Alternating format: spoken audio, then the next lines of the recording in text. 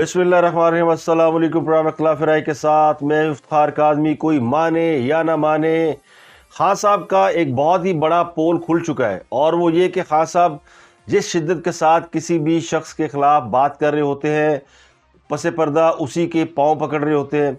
आसिफ ज़रदारी हो, नवाज शरीफ हो, या फिर चीफ ऑफ आर्मी स्टाफ हो, या अब मेजर जनरल नसीर हो, तो उनके करीबी साथी सलेमान अहमद ने इसका भांडा फोड़ दिया और ये बताया कि खान साहब जिसको अपने कत्ल में नॉमिनेट कर रहे हैं, DGC major general Faisal Naseer, वो दरअसल वो शख्सियत है जिनसे सलेमान अहमद ने इमरान खान के कहने पर मुलाकात की, और उस मुलाकात में 2 घंटे की मुलाकात रही, और वो मुलाकात नाकाम हुई या उसके बाद कुछ हुआ, या कोई ऐसी बात हुई कि खान साहब ने उसी को डर्टी हैरी कहना शुरू कर दिया, और उन्हीं का नाम एफआईआर में दर्ज कराने की कोशिश की, और उनको अपना मुबैना तौर पे कातिल करार दे दिया। सलेमान अहमद ने क्या कहा, और सलेमान अहमद को अब पीटीआई वाले सारे मिल के गालियां निकाल रहे हैं। वो क्यों निकाल रहे हैं कि सलेमान अहमद ने वो भेद खोल दिया है। बेशक उसने ये किसी नेक नीयति से किया है, या इसके पीछे कोई साजिश है, या वो डर गए हैं क्योंकि उनको भी कत्ल की धमकियां दी जा रही थी बकौल पीटीआई वालों के। सलेमान अहमद तो बिल्कुल कोई लीडर ही नहीं है, और ये कोई बड़ी अहम शख्सियत ही नहीं है। सलेमान अहमद म्यूजिशियन के तौर पर जाने जाते हैं, बड़े मशहूर सिंगर हैं, और पाकिस्तान में उनका बड़ा एक नाम रहा है बड़ा अरसे तक। लेकिन वो कोई नुमाया यानी लीड सिंगर नहीं थे, लीड सिंगर कोई और थे, और लेकिन वो गिटारिस्ट के तौर पर एक प्रोमिनेंट शख्सियत है। तो खान साहब के साथ बड़े अरसे से हैं, लेकिन वो बहुत ही करीबी लोगों में शुमार होते हैं। यानी जो 2, 4, 5, 6 लोग खान साहब की किचन कैबिनेट का हिस्सा है, उनमें सलेमान अहमद एक है। 2 लोगों ने मुलाकात की थी मेजर जनरल फैसल नसीर से, और उनसे क्या बातें की और क्या वादे वईद लिए, और फिर वादे वईद के नतीजे में जो रिपोर्ट खान साहब को दी गई, और फिर खान साहब ने उनका नाम क्यों लिया। अब बहुत से लोग ये कहते हैं कि ये शायद एक बार फिर खान साहब की जानिब से फ़ौज के साथ मुफाहमत की कोशिश है। लेकिन खान साहब फ़ौज के साथ मुफाहमत की कोशिश कर रहे हैं। फ़ौज उन्हें कह रही है हुकूमत के साथ मुफाहमत की कोशिश करें, हुकूमत के साथ बैठ जाएं।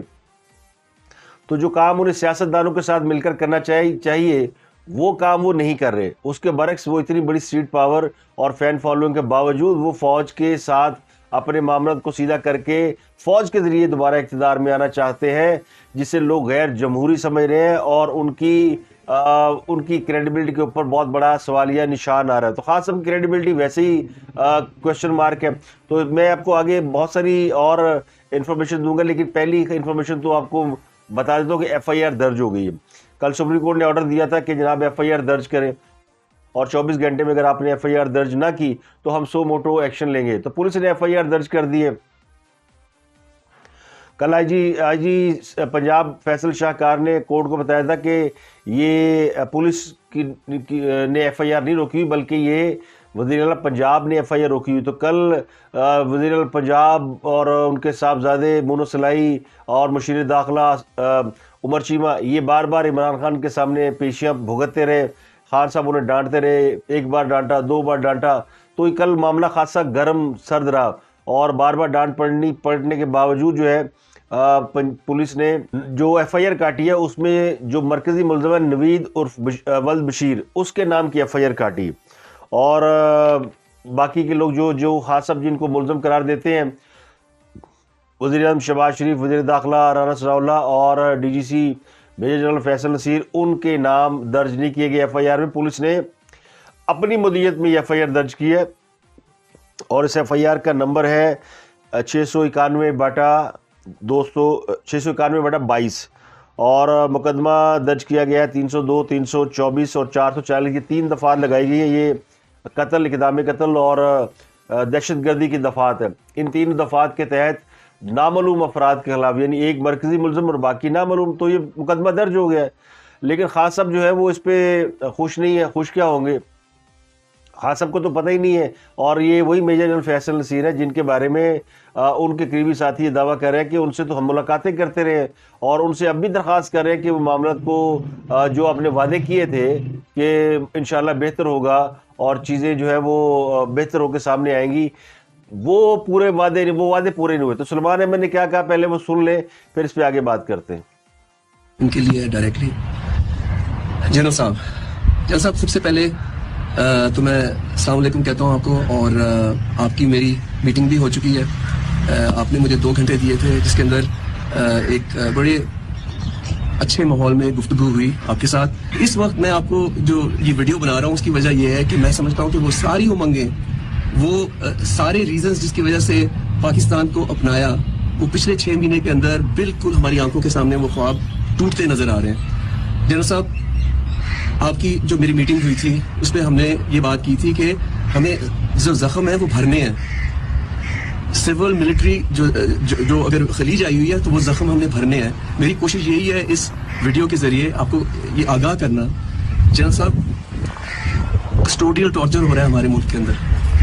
ہمارے ملک کے سینیٹرز کی ویڈیوز، بےہودہ قسم کے ویڈیوز، جو کبھی میں سمجھتا ہوں کسی دشمن ملک مطلب اسرائیل اور ہندوستان بھی نہ بنائے، وہ ریلیز کیے گئے ہیں. اور 3 نومبر کو جنرل صاحب جو یہ قاتلانہ حملہ عمران خان، جو پاکستان کے سب سے بڑے ہیرو ہیں، چھوڑ دیں کہ وہ سیاستدان ہیں، وہ پاکستان کی شان اور آن ہے. ساری دنیا میں لوگ جو ہے، صرف پاکستانی نہیں، ساری دنیا میں لوگ ان کی عزت کرتے ہیں. ان کا وقار اور ان کا سٹیچر جو ہے، ان پہ جس طرح ہم نے دیکھا کہ کنٹینر پہ فائرنگ کی گئی اور 14 لوگ جو ہیں وہ زخمی ہوئے. خان صاحب کو 4 گولیاں لگی ہیں اور وہ ایک معجزہ ہے کہ وہ بچ گئے. اور آپ کیونکہ انٹرنل اور ایکسٹرنل سیکیورٹی جانتے ہیں، آپ کو پتا ہے کہ یہ پلان کس نے کیا، یہ سب کچھ کون پلان کر رہا ہے.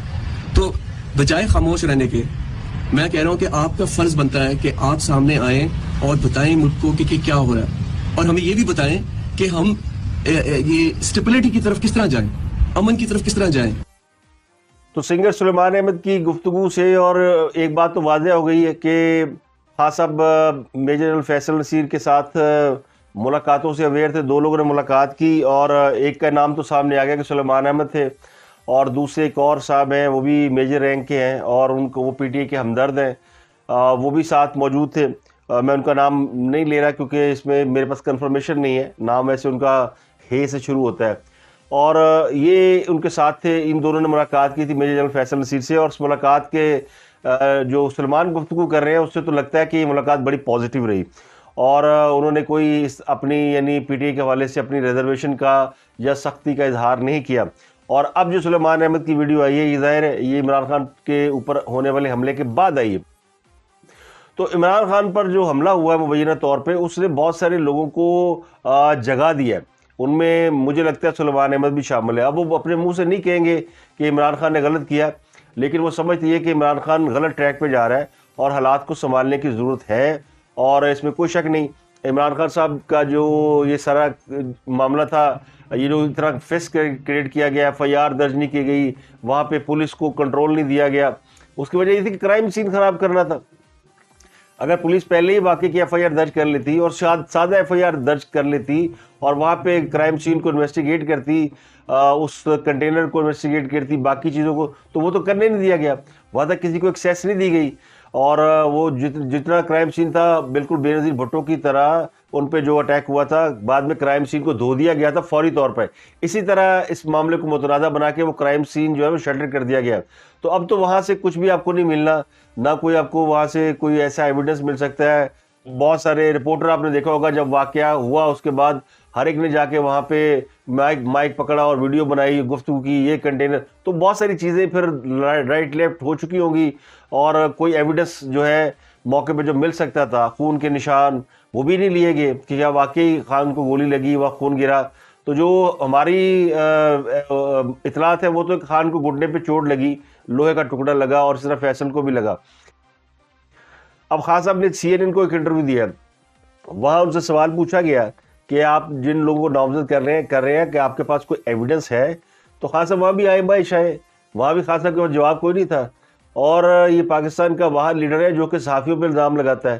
3 صحافیوں نے ٹویٹ کر دیا، جی انہوں نے نام لیا تھا، وقار ستی، حامد میر، اور اس کے علاوہ ایک اور صحافی ہیں مرتضیٰ سولنگی، انہوں نے ٹویٹ کیے. پھر انہوں نے کہا جی یہ مریم اورنگزیب آ گئیں، تو انہوں نے جب مذہبی الزامات لگانے شروع کر دیے، یعنی وہ ویڈیو شیئر کی جسے ملزم کہہ رہا ہے کہ میں نے ان کو توہین رسالت کے یا مذہبی جو بھی الزام لگایا، اس میں ان کو گولی ماری ہے عمران خان کو.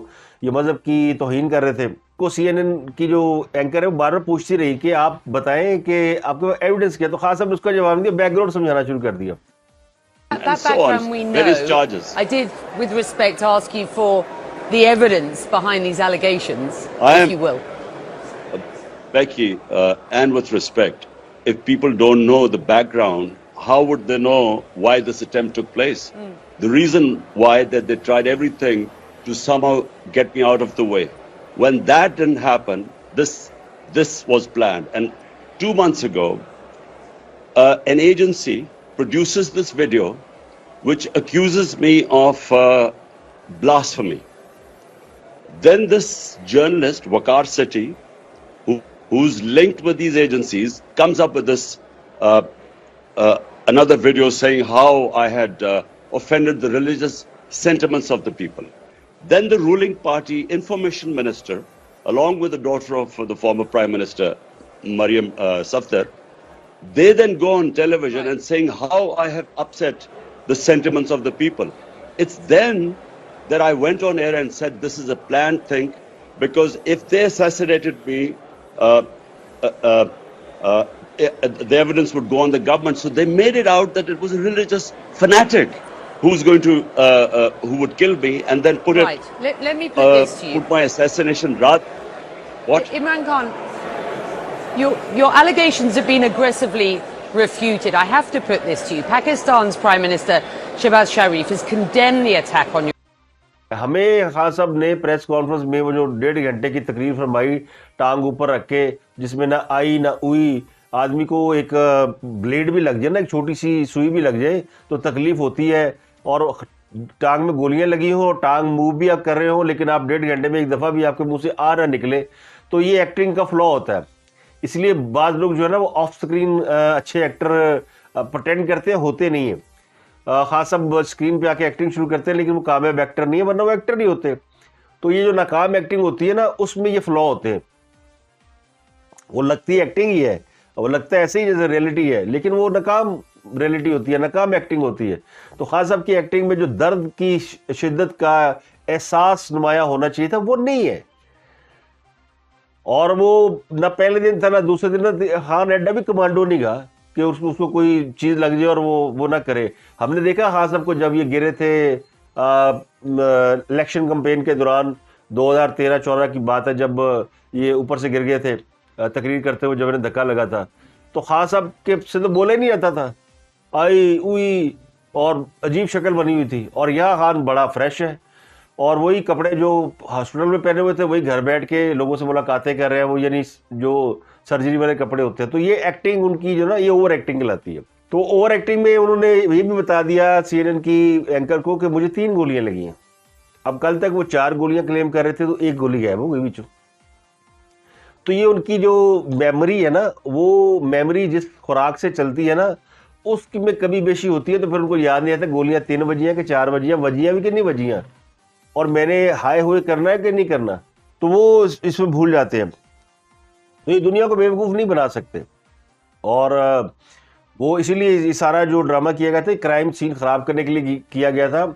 ایف آئی آر ہونے دینی ہے, نہیں ہونے دینی, کرانی ہے, نہیں کرانی, ملزم سامنے ہے, پکڑا آپ نے ہے, آپ کی کسٹڈی میں. یا تو ملزم نے بیان دے دیا ہو نا, چلو ملزم نے پھینٹی لاؤ, ایس ایچ او وزیر آباد سے کہیں کہ اس کو رات نہ الٹا ٹانگے, اس کو کوئی منجی لگائے, اس کو کوئی پھینٹا لگائے, کوئی رولا شولا پھیرے.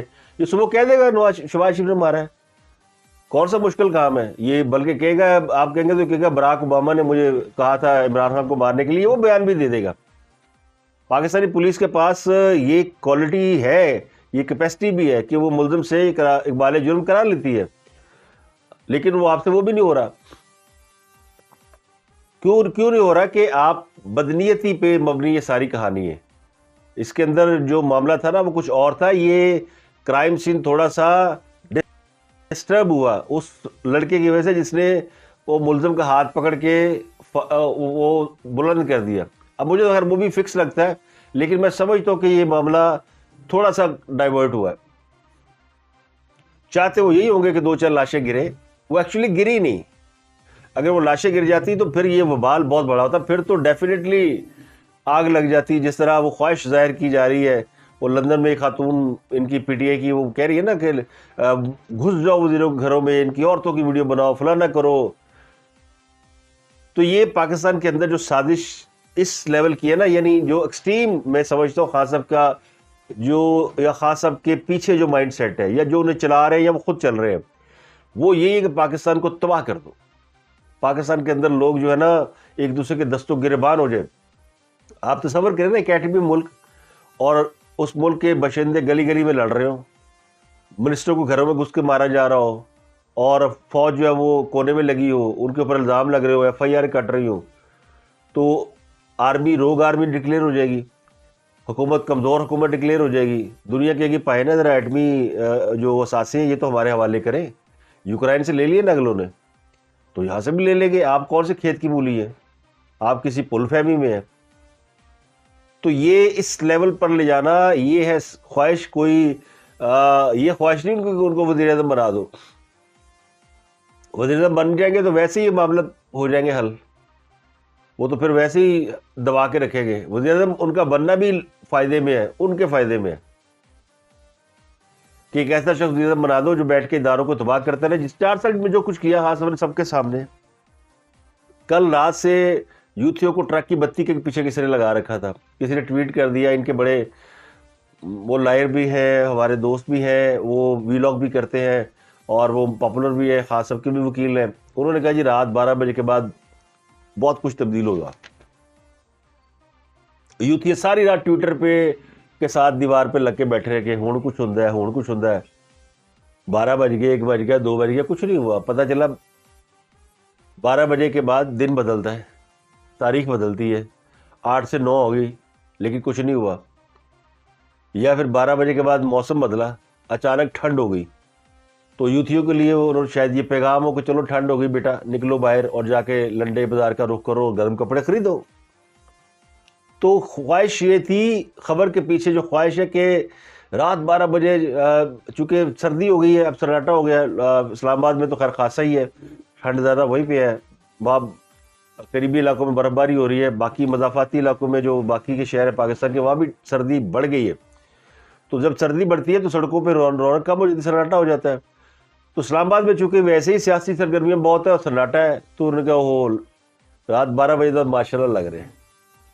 پھر ایک اور رومر چل رہی ہے کہ اب آرمی چیف نہیں جا رہے کہیں بھی، اور فیصلہ کیا گیا کہ ان کو ایکسٹینشن دی جائے. اب ایک بندہ خود کہہ چکا کہ میں جا رہا ہوں، میں نے نہیں رہنا. نئے آرمی چیف کے لیے صلاح مشورے ہو رہے ہیں. اس کے باوجود ان کی خواہش یہ کہ یہ نہیں کہیں جا رہے، اب یہ رک رہے ہیں اور یہ حکومت کو گھر بھیج رہے ہیں. ہماری بانی جا رہی ہے.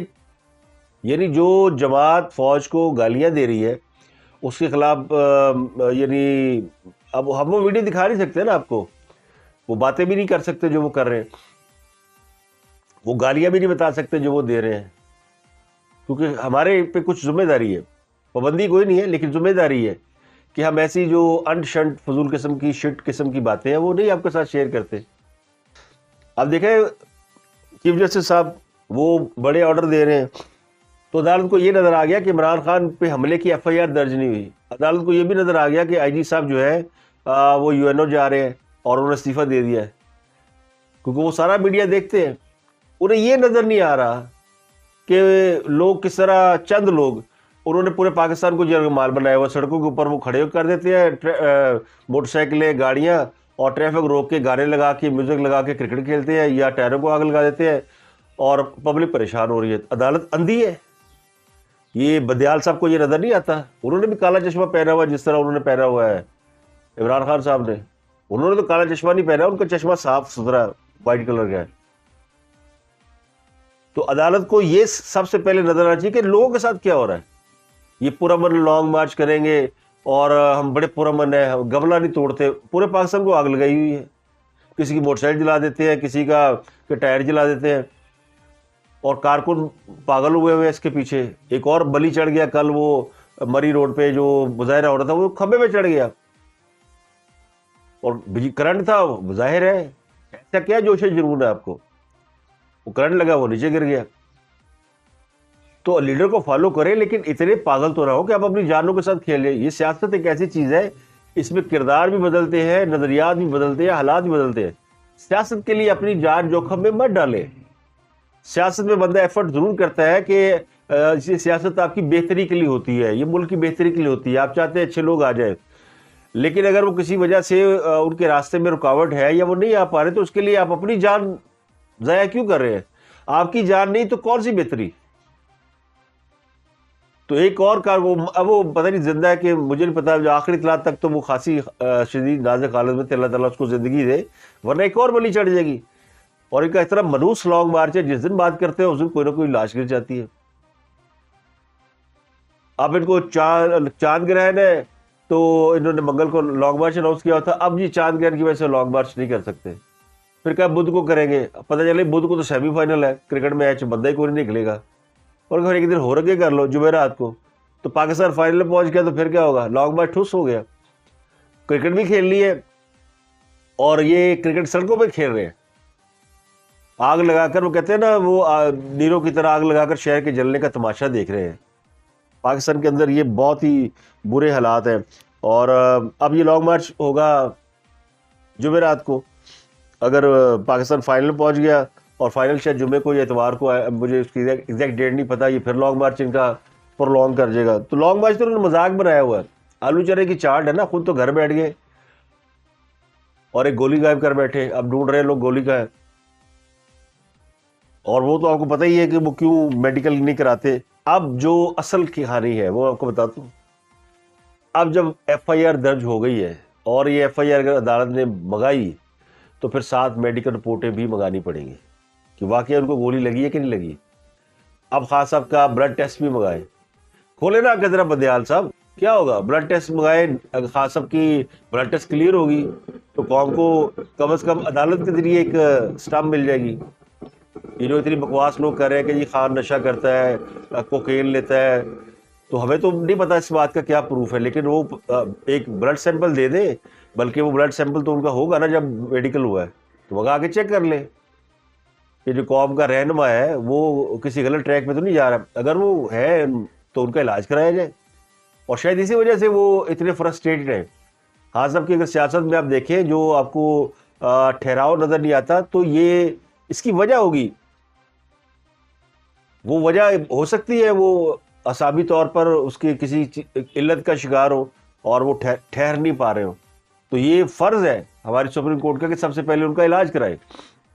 ورنہ ایک ایسا رہنما جو اس قسم کی چیزوں کا عادی ہو وہ تو بہت رسکی ہے, اسٹیٹ کے لیے بھی رسکی ہے, لوگوں کے لیے بھی رسکی ہے.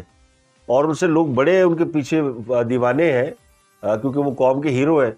تو ہیرو تو ہم بھی مانتے ہیں ان کو, لیکن وہ جو جس ٹریک پہ چلے ہوئے ہیں وہ ٹریک ہیرو والا ٹریک نہیں ہے, وہ بربادی کا ٹریک ہے. آپ جنرل فیصل نصیر سے آپ کی خواہشات پوری نہ کریں تو آپ ان کے خلاف ان کو قاتل تک ٹھہرا دیتے ہیں. پہلے انہوں نے ڈرٹی ہیری کہہ کے مخاطب کرتے رہے, جو شاید وعدے کیے گئے تھے یا امیدیں دلائی گئی تھی وہ پوری نہیں ہوئی. جب وہ پوری نہیں ہوئی تو خان صاحب نے گالیاں دینا شروع کر دی. اور خان صاحب وہ جو کہتے ہیں نا مذاکرات چل رہے ہیں, تو مذاکرات ہو سکتا ہے ڈی جی سی سے چل رہے ہو, اور خان صاحب کی پہنچ ڈی جی سی تک ہی رہی ہے. اور ڈی جی سی کا بیک گراؤنڈ میں آپ کو بتا دیتا ہوں. جب جنرل پاشا ڈی جی آئی سے تھے نا, جن کا یہ برین چائلڈ ہے پی ٹی آئی, تو اس وقت جو ڈی جی سی تھے وہ تھے میجر جنرل ظہیر الاسلام. تو ڈی جی آئی سائی نے اس وقت ڈی جی سی کی ڈیوٹی لگائی تھی کہ وہ پی ٹی آئی کے ساتھ رابطے میں رہے اور ان کو پی ٹی آئی کو فیسیلیٹیٹ کرنے کی ذمہ داری ان کی تھی. بعد میں خود ڈی جی سی آئی سے بن گئے. جب وہ بنے تو وہ اپنے پرائم ٹائم میں انہوں نے وہ دھرنا کرا دیا, مشہور زمانہ لانگ مارچ. اور پھر جب اس کے ایویڈنس آئے جنرل راحیل شریف کے پاس تو انہوں نے ان کو ہاؤس اریسٹ کرا دیا, اور ان کو پھر جب تک وہ ریٹائر نہیں ہوئے وہ پھر دوبارہ ایکٹیو نہیں ہوئے. اور پھر انہوں نے ابھی حال ہی الیکشن میں آ کے یہ اعتراف کیا کہ ہم نے لانچ کیا تھا. تو P T I D G سی کو بہت بڑی توپ سمجھتی ہے, اور ہوتی ہے ڈی جی سی انٹرنل ونگ کو ہیڈ کرتے ہیں, فوج پوری کی سرویلنس ان کے ذمہ ہوتی ہے. تو انہوں نے یہ اس وجہ سے ڈی جی سی سے رابطہ کیا ہوگا, اور ڈی جی سی نے ان کو کہا ہوگا ٹھیک ہے بہتر کرتے ہیں انشاءاللہ سب بہتر ہی ہوگا. جب وہ امیدیں پوری نہیں تو ان کو گالیاں. یہی بات آ کے جنرل انجم امجد نے جو ڈی جی آئی سے اس وقت انہوں نے آ کے بتائی تھی کہ چونکہ آرمی چیف نے آپ کی خواہشات کے اوپر عمل کرنے سے انکار کر دیا, آپ کی خواہشات پر عمل نہیں کیا, خان صاحب نے جب آرمی چیف سے ملاقات کی تھی ایوان صدر میں تو ان سے مطالبہ کیا تھا کہ اس حکومت کو ہٹا دیں اور یہ کہا تھا وہ الیکشن کرا دیں. تو انہوں نے بات نہیں مانی تھی. ان کا جی ہمارا کام نہیں ہے الیکشن کرانا, حکومت کا کام ہے, آپ حکومت سے بات کریں. تو آرمی چیف نے بھی جب خان صاحب کے خواہشات کو, غیر قانونی مطالبات کو ماننے سے انکار کیا تو ان کے اوپر بھی الزام, ان کو بھی گالیاں دی, ان کو کبھی میر جعفر, میر صادق, یہ سب آپ کو پتہ کیا کچھ نہیں کہا.